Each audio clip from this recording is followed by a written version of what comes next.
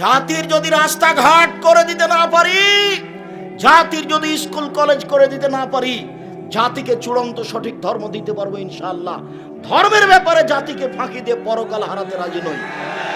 অতএব কোনো কথা যদি আপনার বিরুদ্ধে চলে যায়, তাৎক্ষণিক আপনি তার বিচার করার চেষ্টা করবেন না। অন্তত 6 মাস দেখবেন যে কথা ঠিক না বেঠিক তদন্ত করে দেখি, তারপরে কথা বলবেন। আমি তো মানুষ, ভুল থাকতেও পারে।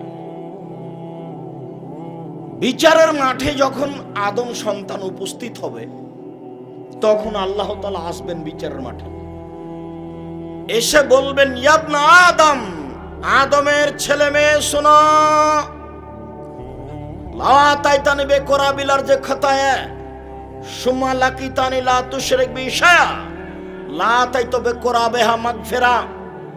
আদমের ছেলে মেয়ে শোনো, আজ তোমরা বিচারের মাঠে উপস্থিত হয়েছ আকাশ জমিন পরিমাণ পাপ নিয়ে। পাপ আর পাপ, তোমাদের পাপে একেবারে আকাশ জমিন পরিপূর্ণ হয়ে আছে। আমি আল্লাহ বলছি, যদি তোমাদের শিরকি পাপ না থাকে, তাহলে আমি আল্লাহ তোমার সব পাপকে ক্ষমা করে দিলাম। ইয়াবনাতাম লাউ বালাগাত জুনুবুকা আনানা সামায়ে, এই আদমের ছেলে মেয়ে শোনো, তোমার যদি পাপ আকাশ জমিন পরিপূর্ণ হয়ে যায়, আর যদি তোমার শিরক না থাকে, আমি তোমাকে ক্ষমা করে দেব। ওয়ালা উবালি, আমি পরোয়া করি না তুমি কত বড় পাপী, আমি পরোয়া করি না তুমি কত বড় পাপী। তোমার পাপ যত আমার ক্ষমা তত, তোমার পাপ যত আমার ক্ষমা তত, তোমার পাপ যত আমার ক্ষমা তত, তোমার পাপ যত আমার ক্ষমা তত, যদি শিরক না থাকে। এটা ফরিদপুর, মানে মাগুরা মানে ফরিদপুর, মানে শিরক দিয়ে পুরো হয়ে আছে, ভর্তি হয়ে আছে। এখানে কত হুজুর আছে তাবিজ লেখে, সুন্দর করে কোরআন মাজিদে তাবিজ লেখে গলায় দিয়ে দিয়েছে, কিন্তু বলছে সব মনের আশা পূর্ণ হবে, মনের আশা পূর্ণ হবে। রাসূল সাল্লাল্লাহু আলাইহি ওয়াসাল্লাম বলছেন, মান তাআল্লাকা তামিমা ফাকাদ আশরাকা, কেউ যদি তাবিজ ঝোলায় তাহলে শিরক করলো। এটা আমি বলিনি, আমি অনুবাদক, মুহাম্মদ সাল্লাল্লাহু আলাইহি ওয়াসাল্লাম বলেছেন। আমি একজন অনুবাদক মাত্র। কোনো কথা সহজে উল্টানোর চেষ্টা করবেন না। আমি আব্দুর রাজ্জাক বিন ইউসুফ বলছি, আপনাকে আমি ফাঁকি দিতে আসিনি। জাতির যদি রাস্তাঘাট করে দিতে না পারি, জাতির যদি স্কুল কলেজ করে দিতে না পারি, জাতিকে চূড়ান্ত সঠিক ধর্ম দিতে পারবো ইনশাআল্লাহ। ধর্মের ব্যাপারে জাতিকে ফাঁকি দিয়ে পরকাল হারাতে রাজি নই। অতএব কোনো কথা যদি আপনার বিরুদ্ধে চলে যায়, তাৎক্ষণিক আপনি তার বিচার করার চেষ্টা করবেন না। অন্তত 6 মাস দেখবেন যে কথা ঠিক না বেঠিক তদন্ত করে দেখি, তারপরে কথা বলবেন। আমি তো মানুষ, ভুল থাকতেও পারে, তবে আমার শতবার দেখা আছে। পৃথিবীতে সবচেয়ে বড় পাপ হলো শিরক। আমি শিরকের সিরিয়াল দিতে পারছি না। এদেশে একটা বই পাওয়া যায়, কে বড় ক্ষতিগ্রস্ত, নাম শুনেছেন কোনদিন? বইয়ের নাম কে বড় ক্ষতিগ্রস্ত। এই বইটাতে শিরকের পাপের সিরিয়াল দেওয়া আছে। খালি 2টা কথা বলে যাচ্ছি, মনে রাখবেন, পৃথিবীতে 2টা পাপ আছে, সেই পাপের নিজস্ব ক্ষমতা আছে, অন্য কোনো পাপের নিজস্ব ক্ষমতা নেই। তাই একটা পাপের নাম শিরক আর একটা পাপের নাম বিদআত। শিরক করলে অতীতের নেকি নষ্ট হয়ে যাবে। এটা আমি বলিনি, আল্লাহ তাআলা বলছেন। আল্লাহ আমাদের নবীকে বলছেন, লাইন আশরাকতা লা ইয়াহবাতান্না আমালুক। মুহাম্মদ সাল্লাল্লাহু আলাইহি ওয়াসাল্লাম, আপনি যদি শিরক করেন তাহলে আপনার আমল বাতিল হবে। আল্লাহ তাআলা বলছেন, ওয়ালাউ আশরাকু লা হাবাতা আনহুম মা কানু ইয়ামালুন, ওরা যদি শিরক করে তাহলে তাদের আমল বাতিল হয়ে যাবে। তাহলে তো এখন দেখতে হয় কোনটা কোনটা শিরক। জন্ম দিবস শিরক কিনা, দিবস শিরক কিনা, মা দিবস, বাপ দিবস, কত দিবস আছে দেশে। 31 জানুয়ারির 1 তারিখে জেনা করতে হবে, আরো কত দিবস। যে শিক্ষিত মানুষ আপনি, মনে কিছু নিয়েন না, আজকের বৈঠকে অনেক শিক্ষিত মানুষ, অনেক মাস্টার আছেন। আপনার বিদ্যাকে আমি অপমান করতে আসিনি, তবে নিজের বিদ্যা দিয়ে নিজে কাজে নেওয়ার চেষ্টা করবেন। বিচারের মাঠে কিন্তু আপনার কেউ সাথ দেবে না। আপনি হোশিয়ার মানুষ, শিক্ষিত মানুষ, মঞ্চে বসে আছেন, আপনাকে আমি কষ্ট দিতে রাজি নই, তবে আপনি মনে রাখবেন বিচার কিন্তু স্বাভাবিকভাবে হবে না। বিচার মাঠের একটা গতি হলো মানুষের কর্মকে দেখানো হবে। মিসকাল যাররাতিন খায়রান ইয়ারা, মিসকাল যাররাতিন শাররান ইয়ারা। এইভাবে একবারে টিভির পর্দার মতো আপনার পাপকে দেখতে পাবেন, নেকি পাপ দেখতে পাবেন। এই ছেলে, তুমিও দেখতে পাবা কখন আজকে তুমি তোমার ভাবিকে মোটরসাইকেলে করে নিয়ে এসছো, তাই না? এইটা তুমি ওইভাবে দেখতে পাবা। ওটা আমি বলিনি, এটা আল্লাহ বলছে। কখন তোমার কোন বান্ধবীর সাথে ঘুরেছ, ওটা আল্লাহ ঠিক করে রেখেছেন, তোমাকে ওইভাবেই দেখাবেন। তুমি বুঝতে পারছো না বিচারের মাঠ কত কঠিন। দ্বিতীয় পদ্ধতি হচ্ছে, সব লেখা আছে, আরবি পড়তে পারলেও পড়তে পারবেন, না পারলেও পড়তে পারবেন। খাতা দেওয়া হবে আপনার হাতে, আপনি পড়বেন আর বলবেন মালি হাদাল কিতাব লা ইউগাদিরু সাগীরাতান ওয়ালা কাবীরা। কি আশ্চর্য ধরনের বই, জীবনের ছোট কথাও লেখা আছে, বড় কথাও লেখা আছে। আরেকটা পদ্ধতি, চারটা পদ্ধতি, আপনার পদ্ধতিটা আপনাকে অপরাধী প্রমাণ করা হবে। আরেকটা পদ্ধতি, ইয়াউমাইযিন তুহাদ্দিসু আখবারাহা। পৃথিবীতে যা কিছু ঘটছে, মাটি হচ্ছে সবচেয়ে অত্যাধুনিক যন্ত্র। পৃথিবীর জন্মের দিন একে এমন ভাবে যন্ত্র রেডি করে রেখে দিয়েছে যে ভেঙে যাওয়া পর্যন্ত সব কথা ধরে রাখছে। বিচারের মাঠে সব মাটি top top top top top top করে কথা বলবে জীবনে যা করেছে। আল্লাহ বলছেন ইয়াউমাইযিন তুহাদ্দিসু আখবারাহা। কোথায় তুমি তোমার চাচাতো বোনের সাথে অন্যায় করেছো, মাটি সেদিন টপ টপ করে বলে দিবে। কোথায় তুমি অশ্লীল কাজে লিপ্ত হয়েছ, কোথায় তুমি সুদের অঙ্ক লিখেছ, ঘুষের অঙ্ক লিখেছ, মাটি ওটা ধরে রেখেছে। আল্লাহ বলছেন top top top top top top করে সব বলে দিবে। 4, আল ইয়াউমা নাখতিমু আলা আফওয়াহিহিম। বিচারের মাঠে আমি মুখগুলি সিলাই করে দেবো। হাতে কথা বলবে, পা বলবে হাত তুমি ঠিক বলেছ। অবাক, আপনার হাতে আপনার বিরুদ্ধে কথা বলবে, পা তখন আপনার বিপক্ষে সাক্ষী দিয়ে বলবে হাত তুমি ঠিক বলেছ। 4টা পদ্ধতিতে আপনাকে অপমান করা হবে। সেই দিন কেউ আপনার সাথ দিবে না। অতএব সমাজের কাছে মাথা নত করে অল্প সময়ের জন্য সম্মান কেনার চেষ্টা করবেন না, যা হবে হবে। সমাজের কাছে মাথা নত করে অল্প সময়ের জন্য সম্মান কেনার চেষ্টা করিয়েন না। এই ছেলে, তোমার মা ভদ্র ঘরের মহিলা, তোমার নানা হাজি মানুষ, তোমার দাদা চৌধুরী মানুষ, এদেশের মাগুরা জেলার সম্মানী মানুষ। তোমার দাদাও হজ করেছে, আর তোমার মা নির্বাচনে দাঁড়িয়ে বলছে ভাইয়া আসো, ভাইয়া আসো, চা খেয়ে যাও, ভাইয়া আসো। তোমার মা এত পচে গেল কি করে? তোমার মা লোককে চা খেতে ডাকে, ভাইয়া আসেন, চা খেয়ে যাও। ছি ছি ছি। তোমার বাপ নানাও তো ভালো মানুষ, তোমার দাদাও তো ভালো মানুষ, তোমার মা এত পচে গেল কেন? তোমার মা কি চায়, এতে কি করতে চায়? তোমাদের দেশে হিন্দু মেয়ে নাই, ওই দাঁড়ায় দে, ওই নির্বাচনে যায়, তোমার মা কেন? শুনুন, পৃথিবীতে 2টি পাপ আছে, যেই পাপের মাধ্যমে আল্লাহকে অপমান করা হয় তার নাম শিরক। যেই পাপের মাধ্যমে নবীকে অপমান করা হয় তার নাম বিদআত। পৃথিবীতে 2টা পাপ আছে যার নিজস্ব ক্ষমতা আছে। শিরক করলে অতীতের নেকি নষ্ট হয়ে যায়, বিদআত করলে ইবাদত কবুল হয় না।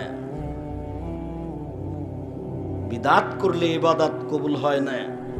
বিদআত করলে ইবাদত কবুল হয় না। বিদআত করলে ইবাদত কবুল হয় না।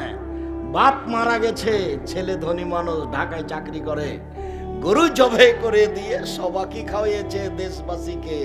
খালা ফুফু বলছে বেটা তোর তো টাকা পয়সা আছে বেটা, তোর বাপ মারা গেল, একটু মানুষকে খাওয়ালি না বেটা? তো বাপের নামে যেটা করছেন ওটা তো সাদকা, ওইটা তো মানুষের ময়লা, ওটা তোমার বাপের গায়ের ময়লা, ওইটা শুধু ফকির মিসকিন খাবে। তো তোমার আর এক চাচা এসেছে 5 কোটি টাকা দামের গাড়ি চড়ে, সে এই ময়লা খাবে কি করে? খাবে কি করে? তুমি বেটা মাস্টার ডিগ্রি পাস মূর্খ হয়ে গেছো, তার জন্য ধর্ম মূর্খ হয়ে গেছে বেটা, ধর্মকে পাগল পেয়েছো। 40 দিনের দিন তুমি গরু জবাই করলে কেন? তার মানে তুমি শিরক করেছো। তুমি তোমার বাপের নামে সবাকে গরু খাইয়ে বিদাত করেছো, তুমি শিরক করেছো, তুমি বেদাত করেছো, তুমি শিরক করেছো, তুমি বেদাত করেছো। আমি আব্দুর রাজ্জাক বিন ইউসুফ বলছি, কিয়ামত পর্যন্ত আর বয়স পর্যন্ত সময় থাকলো মরা মানুষের নামে গরু ছাগল জবাই করে খাওয়াই দিতে হবে। এটা প্রমাণ হয়ে গেলে আমি আব্দুর রাজ্জাক বিন ইউসুফ জিন্দেগি তার কোনোদিন কথা বলবো না। বাপ মরে গেছে, কিছুই যদি বলতে না পারো তাহলে বলবে আল্লাহ আমার বাপকে ক্ষমা করো, এটাই তোমার বাপের জন্য অনেক। কিছুই যদি জানা না থাকে তো কবরের পাশে গিয়ে বলবে আসসালামু আলাইকুম, আল্লাহ তুমি আমার বাপকে ক্ষমা করো, এটাই অনেক। আর যদি পারো তো ফকির মিসকিনকে টাকা দাও, আর যদি পারো তো অসহায় মানুষকে কাপড় কিনে দাও, আর যদি পারো তো ভালো আকীদার প্রতিষ্ঠানে একটু পানির ব্যবস্থা করে দাও। দুইটা পথ, একটা মুখে দোয়া, একটা হলো অর্থের দান। অর্থের দান যেন গরু জবাই করে দিয়ে সবাইকে খাওয়া দিতে হবে, ওটা তো সাদকা। তো সবাই খাবে কি করে? কথা মনে হয় আমি বুঝাতে পারি না। সাদকা কে খাবে? ফকির মিসকিন খাবে না ওই ধনী মানুষটা খাবে? রাসূল সাল্লাল্লাহু আলাইহি সাল্লাম একদিন রাস্তা দিয়ে হাঁটছিলেন, একটা খেজুর পেয়ে নিয়েছেন, তখন বলছেন লাউলা আন্নী আখাফু আন তাকুনা মিনা সাদাকা লাকাতুহা। ও খেজুর, যদি আমার সন্দেহ না হতো যে তুমি সাদকার হতে পারো তাহলে আমি মুহাম্মদ সাল্লাল্লাহু আলাইহি সাল্লাম তোমাকে খেয়ে নিতাম, কিন্তু আমার সন্দেহ হচ্ছে যে তুমি সাদকার খেজুর হতে পারে, আমি এই জন্য তোমাকে খাচ্ছি না। হুসাইন রাদিয়াল্লাহু তাআলা সাদকার খেজুরের পাশে বসেছিলেন, একটা খেজুর নিয়ে মুখে দিয়ে দিয়েছেন। আল্লাহর নবী লাফ দিয়ে উঠে বলছেন লেদরা কিক কিক, বমন করা হাতে আঙ্গুল মুখের ভিতরে ঢুকিয়ে খেজুর বের করে ফেলছে। তুমি জানো না আমার সারতা? তুমি জানো না ইন্না লানা কোন সাদকা, আমরা সাদকা খাই না। আরে আমি তো খাই না, আমার বংশ খায় না, আমার বংশ তো খায় না, আমাদের বাড়িতে যে কাজ করে সেও খায় না, তার উপরে হারাম। সাদকা হচ্ছে মানুষের ময়লা।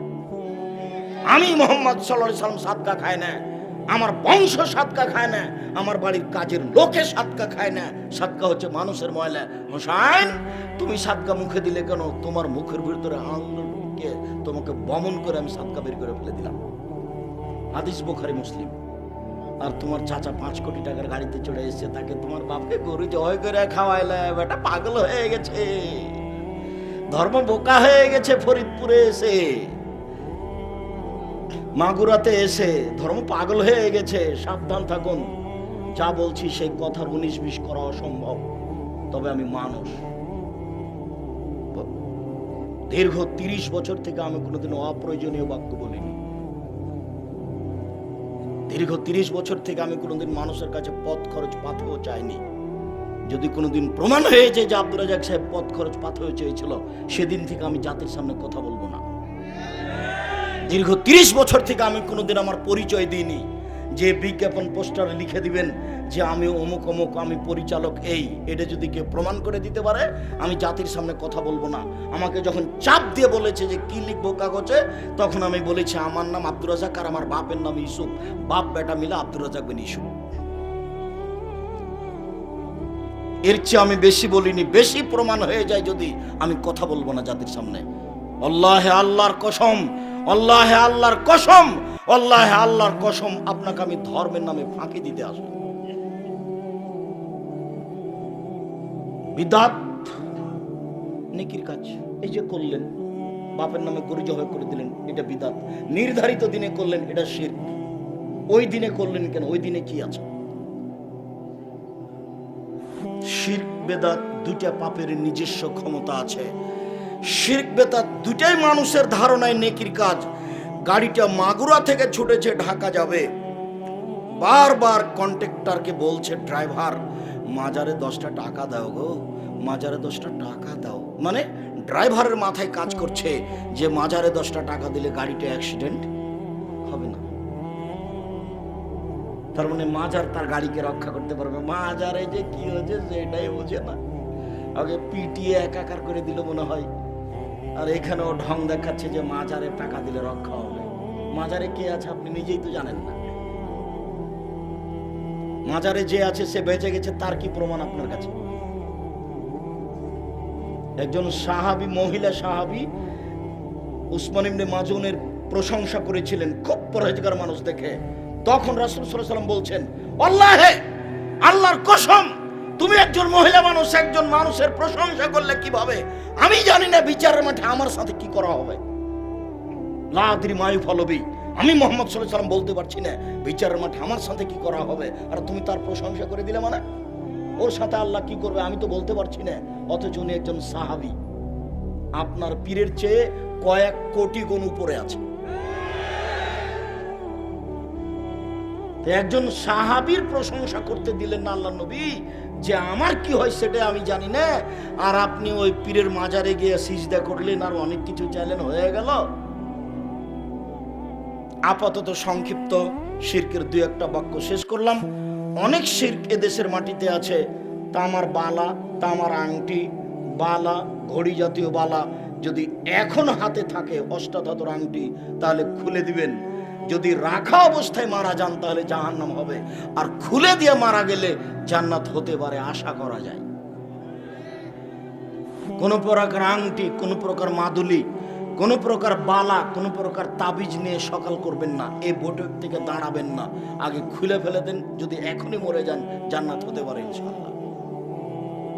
আপনি শিরক মুক্ত অবস্থায় মারা যাবেন। রাসূল সাল্লাল্লাহু আলাইহি ওয়াসাল্লাম বলছেন, ইনজাহা, এই বালা খুলে ফেলো, ওলাইন মুত্তা, তুমি যদি মারা যাও, ইহা আলাইকা, এই বালা যদি তোমার হাতে থেকে যায়, মাফলাতা ইয়াউমাল কিয়ামা, তাহলে তুমি বিচারের মাঠে জান্নাত পাবা না, তোমার জন্য জাহান্নাম হবে। কোন প্রকার বালা মালা এগুলো সব রাখা হবে না, যাতে সুবিধা হয়, যাতে হাতের ব্যথা ভালো হয়। হাতের ব্যথা যদি অষ্টাধাতুর আংটিতে হয়, তো উনি লন্ডন থেকে ডাক্তারি পাস করে আসলেন, উনি কি কলা করবেন? সবই যদি আপনার তাবিজ দিয়ে হবে, সবই যদি তাবিজ দেয়, তো ডাক্তার এখন কি করবে? সম্মানিত দিনী ভাই বোন, মহিলাদের ব্যাপারে 2টা বাক্য বলে আমরা আগিয়ে যাচ্ছি। যে যেখানে আছেন দিনী মুসলিম বোন, একটু খেয়াল করবেন। এই মেয়ে, গল্প করছো কেন? তুমি একটা মেয়ে মানুষ, তুমি লজ্জাবোধ করো না? এখানে দিনের আলোচনা শুনতে এসে তুমি গল্প করো কি করে? তোমার গায়ে ফ্যাশন বোরকা কেন? এই মেয়ে, তোমার গায়ে ফ্যাশন বোরকা কেন? তোমার বাপ দেখে না? তোমার বাপের একটু লজ্জা হয় না? তোমার মা দেখে না? তোমার মায়ের একটু লজ্জা হয় না? তোমার একটু লজ্জা হয় না? তোমার গায়ে ফ্যাশন বোরকা কেন? তুমি নিজেকে মুসলিম মেয়ে মনে করলে এই বোরকা বাড়িতে গিয়ে আগুন দিয়ে জ্বালিয়ে দিবা। শোনো, কথা রক্ষা করো। ফ্যাশন বোরকা দিয়ে তুমি জান্নাত লাভ করতে পারো না, ভুল হিসাব। 3 শ্রেণীর নারী জান্নাতে যাবে, 3 শ্রেণীর মানুষ জান্নাতে যাবে না, 3 শ্রেণীর মানুষ জান্নাতে যাবে না, 3 শ্রেণীর মানুষ জান্নাতে যাবে না। 1, মদমিনুল খামর, যারা নিয়মিত বিড়ি, তামাক, জর্দা, সিগারেট, গুল, নেশাদার দ্রব্য খায়, পান করে, তারা জান্নাতে যাবে না। 1, যারা নিয়মিত বিড়ি, তামাক, জর্দা, সিগারেট, গুল, নেশাদার দ্রব্য খায়, পান করে, তারা জান্নাতে যাবে না। ওখান থেকে পাশ থেকে হুজুর বলছেন, আপনি তো বক্তব্য দিচ্ছেন, আপনারা এক সাহেব, আপনাকে কিছু বলতে পারছি না, তো জর্দা যে হারাম তার প্রমাণ কি? তো আমিও বলছি যে প্রমাণ কি, তো একটু বলি তাহলে, যেহেতু আপনার জানা আছে। আল্লাহ নবী বললেন, মাসকারা কাসিরুহু ফাকালিলুহু হারাম, যে জিনিস বেশি খেলে বিবেকের ক্ষতি হবে তার 1 কণাও হারাম। তো আপনি একটু ½ কেজি জর্দা খান তো এখন দেখি। খবরদার, না বুঝে মুখ খুলবেন না, চুপ থাকবেন, এবারে লজ্জা করে ধীরে উঠে চলে যাবেন। আর মনে মনে বলবেন, আল্লাহ তুমি জর্দা ছেড়ার তৌফিক দান করো, আল্লাহ তুমি জর্দা ছেড়ে দেওয়ার তৌফিক দান করো। মুখ খুলবেন না কারো সামনে, দেখাবেন না যে জর্দা মাকরু, মাকরু মানে খারাপ। আপনি খারাপ খান আর আমাদের ইমামতি করেন? আপনি খারাপ খেয়ে ইমামতি করেন কি করে? তওবা করেন যে আমি আর জর্দা খাবো না। সম্মানিত দিনী ভাই বোন, যারা বলেছে বিড়ি, তামাক, জর্দা, সিগারেট, গুল যে হারাম মদ, তার প্রমাণ কোথায়? ও বুঝতে ভুল করেছে। মুহাম্মদ সাল্লাল্লাহু আলাইহি ওয়াসাল্লাম এমন একটা বাক্য বলে দিয়েছেন যে বাংলাদেশ, সৌদি আরব, কুয়েত, কাতার, সৌদি আমেরিকা, লন্ডন, চীন, জাপান, সারা পৃথিবী জুড়ে চলবে। সেটা হলো এই, যে জিনিস বেশি খেলে বিবেকের ক্ষতি হয় তার কম হারাম। এটা রাসূলের বাক্য, এক বাক্য দিয়ে সারা পৃথিবীকে একবারে ডাবিয়ে দিয়েছে। সম্মানিত দিনী ভাই বোন,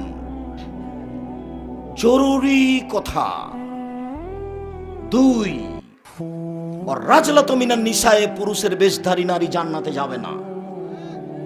যারা পুরুষের জুতা স্যান্ডেল পরে, যারা পুরুষের শার্ট প্যান্ট পরে, যারা পুরুষের পোশাক পরে, তারা জান্নাতে যাবে না। এই মেয়ে, তোমার পায়ে যে জুতা আছে ওটা তো পুরুষের জুতা, মেয়েদের জুতা তুমি খুঁজে পাও না?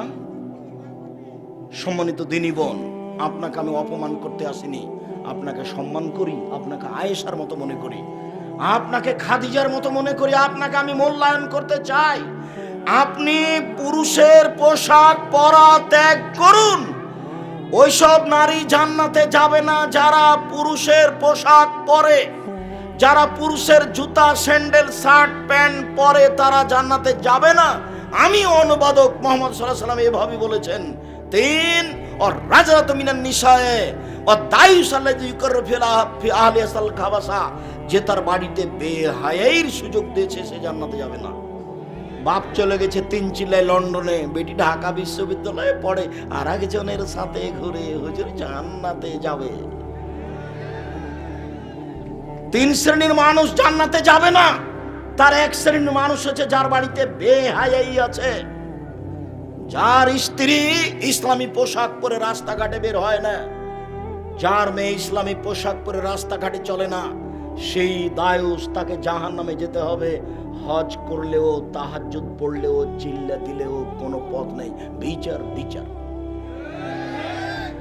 আর যেদিন বিচার হবে সেদিন কেউ কথা বলতে পারবে না। আল ইয়াউমা লা তামলিকু নাফসুন লিনাফসিন শাইআ ওয়াল আমরু ইয়াউমাইযিন লিল্লাহ। আজ কোনো মানুষ কোনো মানুষের কোনো উপকার করতে পারবে না, একচ্ছত্র মালিকানা আমার হাতে থাকবে। আইনাল জব্বার আইনাল মুতাকাব্বির। আজ কিয়ামতের মাঠে স্বৈরাচারী, স্বেচ্ছাচারী, অহংকারী, বদ মেজাজের কোথায়? আনা মালিকুল আমলাক, আমি হচ্ছি রাজাধিরাজ। এই বাক্যগুলি ঘোষণা দিয়ে বিচার শুরু হবে। আপনি বিচারের মাঠকে সাধারণ মনে করিয়েন না। একটু কবরের শাস্তিটা, বক্তব্যটা একটু শুনে দেখেন। কবর যত কঠিন, কিয়ামত তার চেয়ে অনেক বেশি কঠিন। কিয়ামত যত কঠিন, জাহান্নাম তার চেয়ে অনেক অনেক অনেক বেশি কঠিন। কি দিয়ে বুঝায় আপনাকে আমি কিয়ামত কত কঠিন? সম্মানিত দিনী ভাই বোন, সম্মানিত বোন, আপনার জন্য জরুরি কয়েকটা কথা। 4টে কাজ যদি আপনি করতে পারেন তাহলে আপনি জান্নাতের যে কোনো দরজাতে ঢুকতে পাবেন। 4টে কাজ। 1, সালাত খামসাহা, 5 ওয়াক্ত সালাত আদায় করবেন। 2, সমাত সাহারাহা, রমজান মাসের সিয়াম পালন করবেন। 5 ওয়াক্ত সালাত আদায় করলো, রমজান মাসে সিয়াম পালন করলো। ওয়াতাত বালাহা, স্বামীকে মেনে চললো। 3, 4, আহসানাত ফারজাহা, জেনায় লিপ্ত হলো না। এই 4টে কাজ যদি আপনি করতে পারেন তাহলে জান্নাতের সব দরজা খোলা। 1, 5 ওয়াক্ত সালাত আদায় করবেন। 2, রমজান মাসে সিয়াম পালন করবেন। 3, স্বামীকে মেনে চলবেন, তিতা লাগলেও মিঠা লাগলেও। বুঝে নিলাম আপনার স্বামীর মুখ খুব খারাপ, যখন তখন আপনাকে অকথ্য ভাষায় গালি দেয়। এইভাবে কষ্ট করে সংসার করতে করতে 3-4টা বাচ্চা হয়ে গেছে, কেন আপনি তার সাথে 2 মাস 3 মাস থেকে কথা বলছেন না? এটা ঠিক নয়। যতই খারাপ লাগুক, শরীর হাতকে, নিজের অন্তরকে একবারে পাথর দিয়ে চাপা দিয়ে তার কথা সহ্য করে এই সংসার করুন, আপনার জন্য ভালো হবে। আপনি প্রতিবাদ করেন না, এটা আপনার জন্য ভালো হবে। স্বামীর সাথে কথা বন্ধ করেন, এটা আপনার জন্য ভালো হবে। আপনার স্বামী 1 গ্লাস পানি চাইলো, খুব গালি দিয়েছে, সেই জন্য 1 গ্লাস পানি নিয়ে গিয়ে সামনে ঠ্যাক্কস করে রেখে দিয়েছে মুখখান করে। এটা ঠিক হবে না, এটা ঠিক নয়। যদি শেষ পর্যন্ত দেখেন যে এর সাথে চলা যাবে না, বাদ দেন। আপনি খোলাক তালাক করতে পারেন, কোনো সমস্যা নেই। আপনার স্বামী যত বড়ই চাকরিজীবী হোক, যতই সুন্দর হোক না কেন, আপনাকে ভালো লাগে না, আপনি খোলা তালাক দিয়ে দেন। হাদিস সহিহ। কিন্তু সংসার করলে তাকে মেনেই চলতে হবে, এই কষ্ট মেনে নিয়েই চলতে হবে। আপনি আমার দিনী বোন, যে কোনো মূল্যে তার সাথে কথা বলা বহাল রেখে, তার প্রতিবাদ না করে, তার সব কিছু সহ্য করে মেনে নিয়ে সংসার করার জন্য আমি আব্দুর রাজ্জাক বিন ইউসুফ আমার পক্ষ থেকে আপনার দিনী ভাই হিসাবে আমি আপনাকে অনুরোধ করলাম। আপনি আপনার স্বামীর সাথে কথা বলে জীবিকা নির্বাহ করেন, জান্নাত খোলা আছে। 4, জেনায় লিপ্ত হবেন না। যদি জেনা ঘটে গিয়ে থাকে তাহলে তওবা করেন, ইনশাল্লাহ যে পাপ হয়ে গেছে ওটা নেকিতে পূর্ণ হয়ে যাবে। আর আজ থেকে যদি আপনারা জেনা বন্ধ করতে পারেন, অশ্লীল কাজ বন্ধ করতে পারেন, তাহলে আপনার জন্য জান্নাতুল মাওয়া, ওটা আল্লাহ ঘোষণা দিয়েছেন। আল্লাহ বলেছেন, অনাহান নাফসা আনিল হাওয়া ফাইনাল জান্নাতে হিয়াল মাওয়া। পৃথিবীর মানুষ শুনে রেখো, যারা অশ্লীল কাজকে বন্ধ করতে পারবে আমি আল্লাহ তাদেরকে জান্নাতুল মাওয়া দিয়ে দিলাম।